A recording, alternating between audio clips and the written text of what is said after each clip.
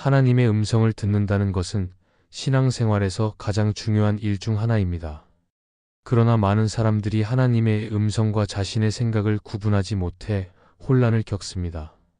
어떤 때는 감정이 강하게 일어나 하나님이 말씀하셨다고 생각하지만 시간이 지나면 그것이 자신의 마음이었음을 깨닫기도 합니다.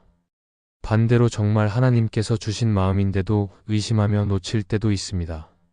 그래서 우리는 분별이 필요합니다. 하나님의 음성은 분명히 존재하지만 그 음성을 들을 수 있는 마음의 자세가 준비되지 않으면 들리지 않습니다. 마음이 분주하거나 욕심이 가득 차 있을 때는 내 생각이 하나님의 뜻처럼 느껴질 수 있습니다. 그러나 하나님을 진심으로 신뢰하고 말씀에 귀를 기울이면 하나님의 음성은 분명하게 구별됩니다. 그 음성은 조용하지만 강하고 감정적이기보다 평안하며 나만이 아니라 공동체를 살리는 방향으로 인도합니다. 오늘은 하나님의 음성과 내 생각을 구분하는 방법을 함께 나누려 합니다. 하나님이 주시는 음성은 우리의 감정보다 깊고 우리의 계획보다 넓으며 우리의 이익보다 하나님의 뜻을 향해 있습니다. 그래서 이 말씀은 단순한 구별의 기술이 아니라 하나님과의 관계를 더 깊이 세우는 시간입니다. 첫째, 하나님의 음성은 논리로 증명되지 않아도 마음의 깊은 곳에 평안을 남깁니다. 사람은 보통 합리적인 판단을 통해 결정을 내립니다. 계산하고 비교하며 손익을 따지는 것이 자연스러운 과정입니다. 그러나 하나님의 음성은 때로 우리의 논리를 초월합니다. 사람의 기준으로는 이해되지 않고 설명할 수 없을 때가 많지만 그럼에도 마음 깊은 곳에는 이상한 평안이 남습니다. 이것이 바로 하나님의 음성과 내 생각을 구분하는 첫 번째 기준입니다. 내 생각은 불안과 조급함을 낳지만 하나님의 음성은 이해되지 않아도 평안을 줍니다. 하나님은 우리의 머리보다 마음에 말씀하십니다. 하나님께서 주시는 음성은 복잡한 논리가 아니라 단순한 확신으로 다가옵니다. 우리가 믿음의 길을 걷다 보면 때로는 이유를 알 수 없는 확신이 생길 때가 있습니다. 환경은 변하지 않았는데 이상하게도 두려움이 줄어들고 불안하던 마음이 고요해집니다. 그때 하나님은 이미 말씀하고 계신 것입니다. 하나님의 음성은 우리의 지식을 설득하지 않고 영혼을 설득합니다. 그분의 말씀은 논리보다 깊은 차원에서 우리의 내면을 움직입니다. 성경을 보면 노아는 비가 한 번도 내린 적 없는 시대에 방주를 짓기 시작했습니다. 사람들은 그를 비웃었지만 그는 흔들리지 않았습니다. 왜냐하면 그가 들은 하나님의 음성이 논리로 설명할 수 없었지만 그 마음 속에는 평안이 있었기 때문입니다. 하나님께서 말씀하셨다는 확신은 세상의 조롱보다 강했습니다. 결과적으로 그는 그 말씀을 따라 순종함으로써 구원의 역사를 경험했습니다. 이처럼 하나님의 음성은 세상의 기준으로는 어리석게 보일 수 있지만 마음속의 평안으로 확증됩니다. 우리가 하나님의 음성을 들을 때 조심해야 할 것은 감정의 고조를 하나님의 뜻으로 착각하는 것입니다. 감정은 순간적이고 쉽게 변하지만 하나님의 음성은 일관성과 평안으로 이어집니다. 어떤 결정을 내려야 할 때 마음이 급하고 조급한 생각이 앞설 때는 잠시 멈춰야 합니다. 하나님은 조급하게 몰아세우는 분이 아닙니다. 하나님이 주시는 음성은 기다릴 수 있는 평안을 주십니다. 그 음성에는 불안한 압박이 아니라 신뢰의 여유가 있습니다. 하나님의 음성은 사람을 평안하게 만듭니다. 문제의 크기는 여전하지만 그 안에서 마음이 다르게 반응하게 됩니다. 세상의 소리는 우리를 혼란스럽게 하지만 하나님의 음성은 복잡한 마음을 단순하게 만듭니다. 그래서 하나님을 신뢰하는 사람은 상황보다 마음의 상태를 먼저 점검합니다. 마음이 평안하다면 그것은 하나님이 함께 하신다는 증거입니다. 반대로 아무리 논리적으로 옳은 판단이라도 마음이 불안하고 혼란스럽다면 아직 하나님이 허락하신 방향이 아닐 수 있습니다. 엘리야의 이야기를 떠올려 보면 그는 하나님을 만나기 위해 산에 올랐습니다. 강한 바람이 불고 지진이 일어나고 불길이 일어났지만 그 속에는 하나님이 계시지 않았습니다. 그러나 아주 작은 세미한 소리 속에서 하나님이 말씀하셨습니다. 하나님의 음성은 큰 소리와 자극적인 방식이 아니라 조용하고 평안한 가운데 들립니다. 우리는 종종 감정의 소란 속에서 하나님을 찾지만 실제로 그분은 우리의 마음이 고요할 때 가장 선명하게 말씀하십니다. 하나님의 음성은 논리로 증명할 수 없습니다. 그것은 믿음으로만 확인할 수 있습니다. 그러나 그 음성을 들으면 마음은 설명할 수 없는 평안으로 가득해집니다. 믿음의 사람은 그 평안을 따라 걸어갑니다. 그 길이 위험해 보여도 그 평안이 하나님의 동행임을 알고 담대히 나아갑니다. 하나님께서 주시는 평안은 환경이 아니라 관계에서 오는 것입니다. 내가 하나님과 가까이 있을 때 그분의 음성은 더 분명해지고 그분의 평안은 내 마음을 지켜줍니다. 결국 하나님의 음성은 논리나 감정으로 구분되는 것이 아닙니다. 그것은 평안이라는 영적 표지로 구분됩니다. 하나님은 우리에게 혼란이 아니라 평안을 주시는 분입니다. 그러므로 그분의 음성을 듣는 사람은 이해되지 않아도 흔들리지 않고 논리로 증명할 수 없어도 평안을 따라 걸어갑니다. 그 평안이 바로 하나님이 말씀하셨다는 가장 확실한 증거이며 믿음의 사람에게 주시는 하나님의 응답입니다. 둘째, 하나님의 음성은 나에게만 유익한 것이 아니라 공동체에도 유익을 줍니다. 하나님의 음성은 언제나 개인을 넘어 공동체를 살리는 방향으로 흘러갑니다. 하나님은 나 한 사람만을 위해 일하시는 분이 아니라 한 사람을 통해 여러 사람에게 은혜를 흘려보내십니다. 그래서 진짜 하나님의 음성을 들었다면 그 결과는 언제나 나의 유익에 머물지 않고 다른 사람의 유익으로 이어집니다. 반대로 나만을 위한 결단이나 누군가를 밀어내는 판단은 하나님으로부터 온 것이 아닐 가능성이 큽니다. 하나님은 결코 자기 중심적인 음성을 주지 않으십니다. 그분의 말씀은 언제나 사랑과 연합, 그리고 회복의 열매를 낳습니다. 사람은 본능적으로 자신의 이익을 우선으로 생각합니다. 그래서 기도할 때에도 하나님이 나에게 유리한 대답을 하시기를 바라는 마음이 생깁니다. 그러나 하나님의 음성은 그런 마음의 중심을 다루십니다. 하나님은 우리가 구하는 대로 응답하시기보다 그 응답을 통해 우리의 마음이 더 넓어지기를 원하십니다. 그래서 하나님의 음성을 들을 때 그 결과가 나만 편해지는 것이 아니라 누군가에게도 선한 영향으로 이어지는지 살펴봐야 합니다. 그것이 하나님의 뜻에 가까운 길입니다. 성경을 보면 하나님의 음성을 들은 사람들은 언제나 공동체를 세우는 일을 감당했습니다. 모세는 개인적인 성공보다 이스라엘 백성의 해방을 위해 부르심을 받았고, 에스더는 자신의 안전보다 민족의 구원을 위해 왕 앞에 섰습니다. 이들은 모두 하나님의 음성을 들었을 때 그 말씀이 자신만을 위한 것이 아니라 공동체 전체를 위한 것임을 깨달았습니다. 하나님이 주시는 음성은 언제나 사랑의 확장으로 이어집니다. 그래서 하나님의 말씀은 나의 유익과 동시에 누군가의 회복을 가져옵니다. 반면에 내 생각은 종종 나만 옳다는 확신으로 나타납니다. 내 감정이 하나님의 뜻이라고 착각하면 다른 사람을 판단하고 정죄하게 됩니다. 그러나 하나님의 음성은 정죄가 아니라 화해로 이어집니다. 하나님은 우리를 분열시키는 음성을 주지 않으시고 오히려 갈라진 마음을 하나로 묶으십니다. 하나님의 음성은 언제나 사랑의 방향을 가집니다. 내가 들은 생각이 다른 사람을 세우는가, 아니면 무너뜨리는가를 점검한다면 그것이 하나님의 뜻인지 분별할 수 있습니다. 신약에서 바나바는 초대교회 안에서 갈등이 있을 때마다 사랑의 다리 역할을 했습니다. 그는 늘 공동체를 세우는 쪽으로 결정했습니다. 바울이 회심했을 때 다른 제자들이 의심했지만 바나바는 그를 믿고 공동체 안으로 이끌었습니다. 그 결과 교회는 더 큰 부흥을 경험했습니다. 하나님의 음성은 이런 열매를 맺게 합니다. 나의 판단이 누군가를 닫게 하는지 아니면 품게 하는지를 살펴보면 그 음성이 어디서 온 것인지 알 수 있습니다. 또한 하나님의 음성은 겸손함을 동반합니다. 진짜 하나님의 뜻을 들은 사람은 그것을 자랑하지 않습니다.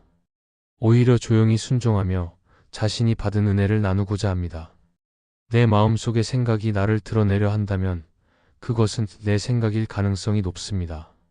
그러나 그 생각이 공동체를 세우고 다른 사람을 살리려는 방향이라면 그것은 하나님께서 주신 마음일 수 있습니다. 하나님은 언제나 관계 속에서 역사하십니다. 그분의 뜻은 나 혼자만의 성취가 아니라 함께 세워가는 은혜로 완성됩니다. 하나님의 음성을 들었다는 것은 큰 책임을 의미합니다. 그 음성이 나의 행동으로 이어질 때 주변 사람들에게도 영향을 미치기 때문입니다. 그래서 하나님은 우리에게 개인의 유익보다 공동체의 유익을 먼저 생각하도록 가르치십니다. 그분의 뜻을 따르는 사람은 자신이 옳다는 확신보다 사랑이 옳다는 믿음으로 움직입니다. 결국 하나님의 음성을 들은 사람은 자기 중심적인 생각에서 벗어나 이웃의 아픔을 함께 품는 자리로 나아갑니다. 결국 하나님의 음성은 나를 통해 사랑이 흘러가게 합니다.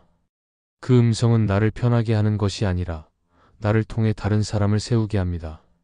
하나님을 신뢰하고 그분의 말씀에 귀 기울일 때 내 생각은 작아지고 하나님의 사랑이 커집니다. 그리고 그 사랑이 흘러가는 자리마다 공동체가 살아나고 서로의 마음이 회복되는 기적이 일어납니다. 하나님의 음성은 나를 넘어 우리를 살리는 음성입니다. 셋째, 하나님의 음성은 감동이 아니라 지속적인 확신으로 확인됩니다. 신앙생활을 하다 보면 순간적인 감동이나 마음의 울림을 경험할 때가 있습니다. 예배 중에, 찬양 중에, 혹은 기도하는 시간 속에서 어떤 말씀이 특별하게 다가오기도 합니다. 그때 우리는 이것이 하나님의 음성이라고 느끼지만 시간이 지나면 마음이 흔들리고 확신이 사라질 때가 있습니다. 감동은 쉽게 사라지지만 하나님의 음성은 마음속에 남아 지속적인 확신으로 이어집니다. 하나님의 말씀은 감정적인 불꽃이 아니라 시간이 지나도 꺼지지 않는 불빛처럼 마음 깊은 곳에 머뭅니다. 하나님은 우리에게 일시적인 감정에 자극을 주시는 분이 아닙니다. 하나님이 주시는 음성은 마음을 뜨겁게 하기도 하지만 동시에 그 뜨거움이 지나간 후에도 방향을 잃지 않게 만듭니다. 그래서 하나님의 음성은 감동으로 시작되더라도 결국은 순종과 행동으로 이어집니다. 반대로 내 생각은 순간의 감동에 의존합니다. 감정이 식으면 의지가 사라지고 현실 앞에서 금세 흔들립니다. 하나님의 음성은 감정이 아니라 믿음으로 남습니다. 믿음은 흔들리지 않는 내적 확신이며 그 확신은 상황에 따라 변하지 않습니다. 모세의 부르심을 생각해보면 그는 처음에 하나님의 부르심을 받고도 쉽게 움직이지 않았습니다. 떨기나무 가운데서 하나님의 음성을 들었을 때 그는 잠시 감동했지만 동시에 두려워했습니다. 그러나 하나님은 모세에게 감동만 주신 것이 아니라 반복해서 말씀하시며 확신을 심어주셨습니다. 그리고 그 확신이 점점 커지자 모세는 행동으로 옮겼습니다. 하나님의 음성은 단순히 감정의 순간을 만드는 것이 아니라 시간이 지나면서 순종의 결단을 이끌어냅니다. 우리도 신앙의 길을 걸으며 비슷한 경험을 합니다. 처음에는 마음이 뜨거워 결심하지만 시간이 지나면 그 결심이 흔들릴 때가 있습니다. 그러나 하나님의 음성은 그런 순간에도 우리 마음속에서 계속 울립니다. 며칠이 지나도 몇 달이 지나도 잊히지 않고 계속해서 마음을 두드린다면 그것은 단순한 감동이 아니라 하나님이 주신 확신입니다. 하나님의 음성은 우리의 기억 속에서 사라지지 않습니다. 그분의 말씀이 우리 마음의 중심에 자리 잡을 때 그것은 외적인 감정이 아닌 내적인 확신으로 변합니다. 감동과 확신의 차이는 시간이 말해줍니다. 감동은 순간적으로 강하지만 오래가지 않습니다. 그러나 하나님의 음성은 조용하지만 오래 남습니다. 감동은 마음을 흔들고 지나가지만 확신은 삶을 바꿉니다. 하나님의 말씀을 들었다면 그 말씀이 나를 어떻게 변화시키는지 살펴보아야 합니다. 단순히 감동을 받는 데서 멈추지 않고 그 말씀이 내 행동과 선택을 바꾸는 힘으로 이어질 때 그것이 진짜 하나님의 음성입니다. 팀 켈러는 그의 책 하나님을 말하다에서 이렇게 말했습니다. 하나님의 말씀은 감정의 반응으로만 머무르지 않는다. 그 말씀이 삶을 바꾸지 않는다면 그것은 아직 내 것이 아니다. 이 말처럼 하나님의 음성은 일시적인 감정이 아니라 삶의 방향을 바꾸는 힘으로 작용합니다. 하나님은 우리가 단순히 감동받는 신앙인이 아니라 말씀에 순종하는 신앙인이 되기를 원하십니다. 하나님의 음성은 우리 안에 확신을 세워줍니다. 세상의 말은 흔들리지만 하나님의 말씀은 흔들리지 않습니다. 감동은 상황이 좋을 때만 유지되지만 확신은 어려운 상황에서도 마음을 붙잡아 줍니다. 하나님은 우리에게 단순한 위로가 아니라 흔들리지 않는 믿음을 주십니다. 그 믿음이 있을 때 우리는 환경이 바뀌어도 포기하지 않고 사람의 말이 달라져도 중심을 잃지 않습니다. 결국 하나님의 음성은 감동이 아니라 지속적인 확신으로 확인됩니다. 하나님이 주신 말씀은 시간이 지나도 마음속에서 계속 울리고 그 말씀은 행동으로 이어집니다. 감동은 순간의 불빛이지만 확신은 어둠 속에서도 길을 밝히는 등불입니다. 그래서 하나님의 음성을 들은 사람은 그 말씀을 단순히 느끼는 데서 멈추지 않고 그 확신을 붙들고 끝까지 걸어갑니다. 하나님의 음성은 감정이 아니라 믿음의 뿌리로 남아 우리의 삶을 인도합니다. 넷째, 하나님의 음성은 사람을 향한 사랑으로 열매 맺게 합니다. 하나님의 음성은 언제나 사랑의 방향으로 나아갑니다. 그분의 말씀은 판단이나 비난이 아니라 사랑과 회복을 향한 부르심입니다. 그래서 진짜 하나님의 음성을 들은 사람은 다른 사람을 미워할 수 없습니다. 오히려 이해하고 용서하려는 마음이 생기고 마음속에서부터 따뜻한 변화가 일어납니다. 하나님은 말씀을 통해 단지 지식을 주시는 분이 아니라 사랑을 흘려보내는 분이십니다. 그분의 음성은 언제나 우리 마음을 부드럽게 만듭니다. 우리는 종종 하나님의 음성을 듣고 싶다고 말하지만 정작 그 음성이 내게 주시는 사랑보다 다른 사람을 향한 사랑으로 이어지는지를 잘 보지 못합니다. 그러나 하나님의 말씀은 언제나 나를 통해 누군가를 살리려는 방향으로 흘러갑니다. 내가 들은 음성이 나를 높이고 다른 사람을 낮추는 방향이라면 그것은 내 생각일 가능성이 큽니다.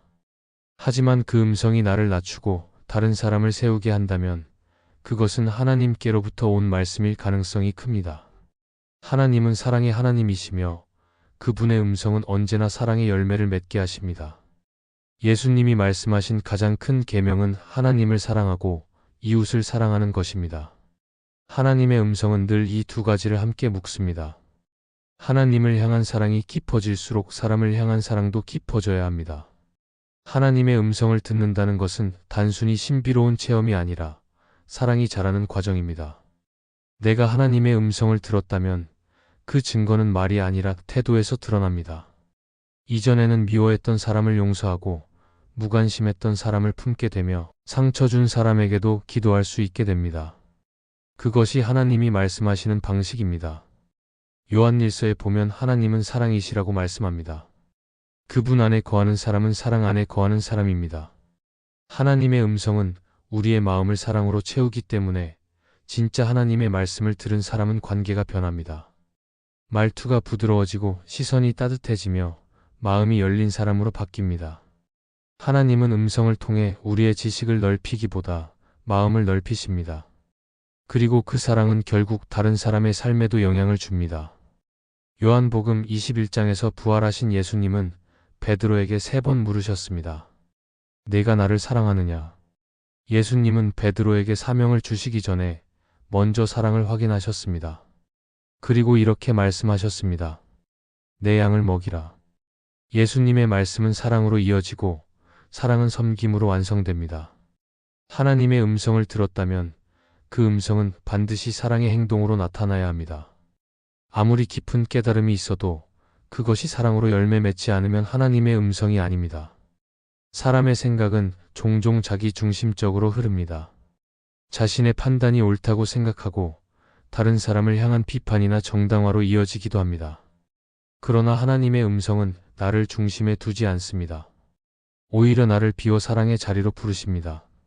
하나님께서 주시는 말씀은 언제나 섬김과 희생의 자리로 이끕니다. 그래서 하나님의 음성을 들은 사람은 말로 증명하려 하지 않습니다. 그들은 행동으로 사랑을 보여줍니다. 하나님은 말씀을 통해 우리에게 새로운 시선을 주십니다. 이전에는 불편하던 사람이 이해되고 마음의 거리감이 있던 관계의 화해의 길이 열립니다. 때로는 나를 힘들게 했던 사람을 위해 기도할 마음을 주시기도 합니다. 그 과정이 쉽지는 않지만 하나님의 음성을 들은 사람은 그 사랑의 길을 선택합니다. 왜냐하면 하나님이 먼저 나를 그렇게 사랑하셨기 때문입니다. 하나님의 음성은 우리 안에 있는 상처와 냉담을 녹이고 용서와 따뜻함의 열매를 맺게 합니다. 결국 하나님의 음성을 듣는다는 것은 사랑으로 반응한다는 뜻입니다. 하나님이 내게 말씀하실 때 그 말씀이 내 안에서 사랑으로 변하고 그 사랑이 관계 속에서 열매 맺을 때 우리는 진짜 하나님의 음성을 듣는 사람으로 살아가게 됩니다. 하나님의 음성은 단순히 마음을 울리는 말씀이 아니라 삶을 변화시키는 사랑의 씨앗입니다. 그 씨앗이 우리의 마음에 심길 때 우리를 통해 세상이 조금 더 따뜻해지고 하나님의 사랑이 드러나는 기적이 일어납니다. 이 말씀이 마음의 은혜가 되셨다면 좋아요와 구독으로 함께 해주세요. 그리고 댓글에 아멘이라고 남겨주시면 하나님의 은혜가 더 많은 사람들에게 전해질 것입니다. 여러분의 삶 위에 하나님의 은혜가 언제나 함께 하시기를 바랍니다. 감사합니다.